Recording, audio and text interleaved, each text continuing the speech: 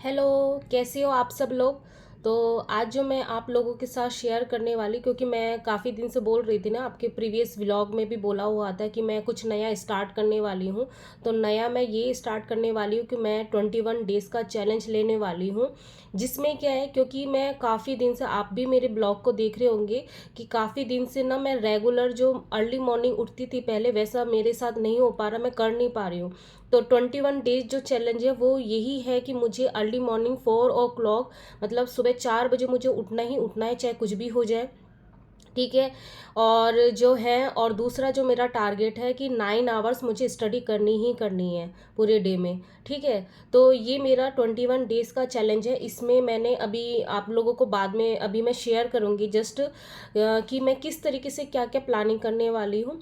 ठीक है। Basically 21 days का चैलेंज ही इसलिए है क्योंकि देखो, आपको पता है 1% के लिए अगर हम मान के चलते हैं कि हमारा जो एग्ज़ाम है वो अगर नवंबर के मिड के वास्ते कभी भी अगर हो सकता है, तो क्या है, क्योंकि अभी हम सीरियस स्टडी कर नहीं रहे, तो वो सीरियसनेस लाने के लिए मैंने 21 डेज़ का चैलेंज एक्सेप्ट किया है। जिससे क्या होगा कि ये 21 डेज़ में हम बहुत ज़्यादा खुद को पुश करेंगे ना, तो उसके बाद जो हमारी स्टडी, हमारा जो रूटीन है वो एक फ्लो में आ जाएगा। क्योंकि कहीं ना कहीं मुझे भी पता है, आप लोगों को भी पता है कि सबका ना एक रूटीन जो है वो ब्रेक सा हो गया है। ठीक है। तो इसीलिए मैंने ये स्टार्ट किया हुआ है। और बाकी जो मैंने प्लानिंग जो बाद में बताया हुआ है कि सब्जेक्ट को किस तरीके से मैं डिवाइड करने वाली हूँ, ये टिल तब तक रहेगा जब तक हमारे पास कोई डेट नहीं आ जाती, तब तक ये ऐसे ही चलेगा। ठीक है। और जब डेट आ जाएगी तब तो फिर हमें अपना, मतलब जो टेस्ट ही टेस्ट देना है। ठीक है। उससे पहले जब तक नहीं आ रही, हमें अपना सिलेबस भी कंप्लीट करना है जो इनकम्प्लीट है, और जो हो चुका है उसको मॉक के थ्रू हमें अपने आप को एनालिसिस करना है कि हाँ, कहाँ पे क्या कमी रह गई है। ठीक है। तो मैं आप लोगों को शेयर कर देती हूँ कि मेरा क्या क्या प्लान है ये 21 डेज़ में, अपने आप को रूटीन में ढालने के लिए, जिससे मैं जो आगे जो फर्दर स्टडी है वो अच्छे से फोकस वे में कर सकूँ।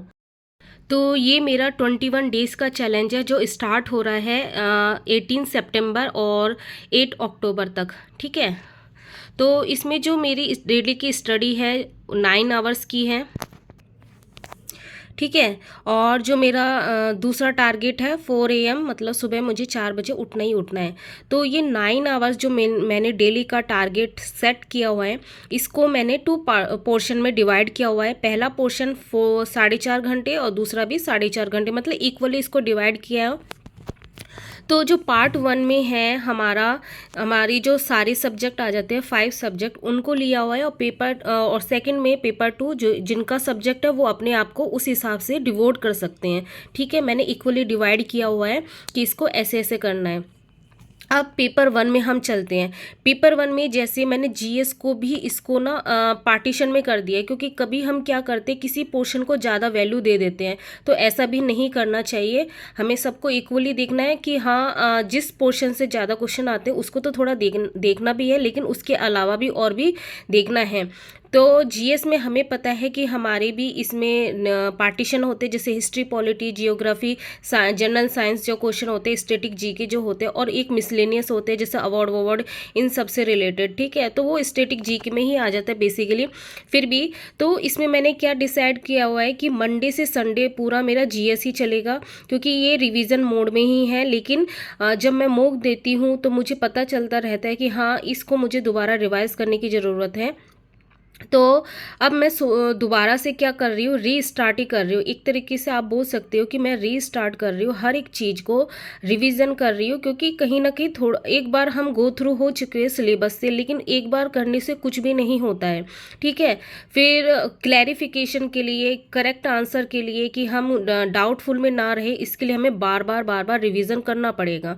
ठीक है। तो उसके लिए मैंने हर एक सब्जेक्ट को डिवाइड किया हुआ है, जिससे मैं हर एक सब्जेक्ट को अच्छे से डीपली स्टडी कर सकूँ। तो मंडे ट्यूसडे मैंने 2 दिन रखा हुआ है हिस्ट्री पॉलिटी। अब ये ऑब्लिक में ऐसा इसलिए है, अभी मैं बताती हूँ, पहले मैं ये बोल देती हूँ जो मैंने लिखा हुआ है। वेनसडे थर्सडे ज्योग्राफी साइंस और फ्राइडे सैटरडे स्टैटिक, और संडे जो रहेगा वो मोस्टली रहेगा कि जैसे हमारे यूट्यूब में चलता रहता है मैराथन वगैरह, तो वो सारे क्वेश्चन के लिए। ठीक है, अब मैं ये बताती हूँ आपको मंडे ट्यूसडे 2 दिन हिस्ट्री पॉलिटी कैसे। तो देखो जब ये 1 वीक होगा मंडे से सैटरडे, तो मंडे ट्यूसडे मेरा हिस्ट्री रहेगा पहला 1 वीक, फिर वेनसडे थर्सडे ज्योग्राफी होगा, फ्राइडे सैटरडे स्टैटिक होगा, फिर नेक्स्ट जो वीक होगा मतलब अल्टरनेट डे 1 वीक में हिस्ट्री ज्योग्राफी स्टैटिक रहेगा, फिर नेक्स्ट जो वीक होगा उसमें पॉलिटी साइंस स्टैटिक जीके होगा। आई होप अंडरस्टैंड, आप समझ गए होंगे मेरा जो कहने का मीनिंग क्या है। मतलब पहले वीक में हमारा हिस्ट्री ज्योग्राफी स्टैटिक रहेगा, फिर जो नेक्स्ट हमारा वीक होगा उसमें पॉलिटी होगा, साइंस होगा, स्टैटिक जीके होगा, लेकिन डे वाइज जो ये डे लिखे हुए सामने। ठीक है, आई थिंक मैंने क्लियर कर दिया। अब सेकंड है रीजनिंग। रीजनिंग को मैंने 4 डेज डिवोट किए हुए हैं, क्योंकि काफ़ी क्वेश्चन ना इसमें गलत हो रहे हैं। तो जो मैंने मैम का एक वीडियो बताया था उसको मैं दोबारा से देख के अच्छे से प्रॉपर तरीके से नोट्स बनाऊंगी। तो इसके लिए 1 आवर मैं डेली स्टडी करूंगी। देखते हैं कब तक, आई थिंक 1 मंथ में कंप्लीट हो जाना चाहिए वीडियो, क्योंकि 1 डे में मेरे पास अभी इतना टाइम मुझे लग नहीं रहा कि मैं 1 घंटे में 12, क्योंकि मुझे पेपर 2 को भी बहुत देखना है कि उसमें बहुत सारा सिलेबस पेंडिंग है। तो रीजनिंग में Tuesday Thursday Saturday Sunday 4 days मुझे 1 आवर इसको देना है, रीजनिंग को टाइम देना है। फिर ये इसलिए है ट्यूसडे थर्सडे सैटरडे संडे, क्योंकि मंडे वेनसडे सैटरडे मतलब वीक में 3 डेज मेरा मॉक रहेगा। तो जिस दिन मॉक रहेगा और जो थर्सडे हो गया, ट्यूसडे हो गया, सैटरडे, तो उस दिन तो मॉक नहीं होगा। तो उस दिन जो मैं रीजनिंग को चूज़ किया हुआ है, ठीक है, और संडे तो बच ही गया। तो इस तरीके से 4 डेज ये मेरा रीजनिंग का टाइम मुझे निकल गया। तो जिस दिन मॉक है, जैसे मंडे वेनसडे सैटरडे, तो ये मॉक मैं दूंगी 1 आवर का, लेकिन उसके साथ ही ½ आवर का जो है उसका एनालिसिस चलेगा। ठीक है, तो इस तरीके से मैंने ये रीजनिंग और जो मेरा मॉक है इसको एडजस्ट किया है मैंने। फिर जनरल मैथ और इंग्लिश, ये दोनों के दोनों जो है ये डेली 1 आवर लगेगा ही लगेगा, क्योंकि आपको पता ही है इंग्लिश में वोकैब जो है वो डेली लर्न करना पड़ता है। मेरे जैसे पर्सन जो है वो डेली मतलब एक दिन में ऐसे नहीं हो सकता, जैसे कोई टारगेट बनाता है ना कि 1 मंथ में उसका वोकैब हो जा रहा है या 15 डेज में हो जा रहा है। मेरे से ऐसा नहीं होता है, क्योंकि मैं बहुत ज़्यादा लर्न नहीं कर सकती हूँ, एक ही दिन में मैं भूल जाती हूँ। तो मैं थोड़ा कंज्यूम करती हूँ।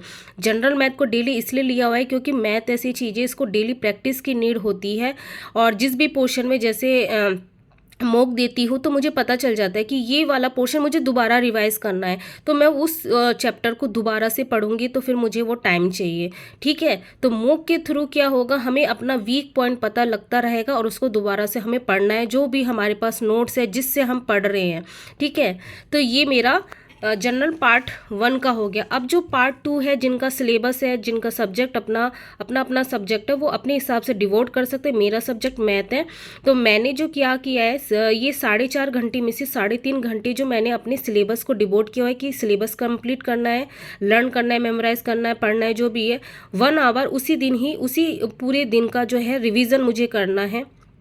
ठीक है, और जो हमारा संडे रहेगा उसका फुल रिवीजन होगा कि 1 वीक के अंदर हमने जो भी कुछ पढ़ा है उस पूरे का रिवीजन करना है। रिवीजन में हमारा प्रैक्टिस भी आ जाएगा, क्योंकि रिवीजन जैसे अदर सब्जेक्ट है वो उनका तो रिवीजन होगा, लेकिन जिनका मैथ सब्जेक्ट है उनको तो प्रैक्टिस करनी होगी। तो वो प्रैक्टिस रिवीजन जो भी है, क्योंकि हमारा जियोग्राफी जो हमारा ग्रेजुएशन पोर्शन है उसमें काफ़ी चीज़ें लर्न करनी होती है, मेमोराइज करनी होती है, तो वो रिवीजन में, और जैसे कुछ क्वेश्चन ऐसे होते हैं जो हमें प्रैक्टिस करने होते हैं, तो वो प्रैक्टिस सेक्शन में जाएंगे।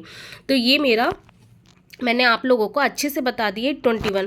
तो ये जो पोर्शन मैंने बताया इस तरीके से पेपर 1 और पेपर 2 को जो मैंने डिवोट किया है, ये तो टिल जब तक हमारा एग्ज़ाम नहीं हो जाता तब तक चलेगा। लेकिन 21 डेज जो मेरा मेन चैलेंज है वो ये है कि सुबह 4 बजे उठना है, मतलब मुझे अर्ली मॉर्निंग उठना है और 9 आवर्स डेली की स्टडी करनी है। तो ये 21 डेज़ में जब मेरी हैबिट बन जाएगी तो फिर मैं क्या नेक्स्ट जो है, जो भी हमारा डेज चलेगा जो टिल एग्ज़ाम तक, फिर मैं फोकस होकर स्टडी कर पाऊंगी। ठीक है, तो ये इसका रीज़न है। तो आई होप मैंने सारी चीज़ें क्लियर कर ली है। तो फिर जिनको भी मेरे साथ स्टडी स्टार्ट करना है, 21 डेज़ का चैलेंज स्टार्ट करना है, वो कर सकते हैं। देन तो फिर मिलते हैं नेक्स्ट ब्लॉग में, तब तक के लिए बाय।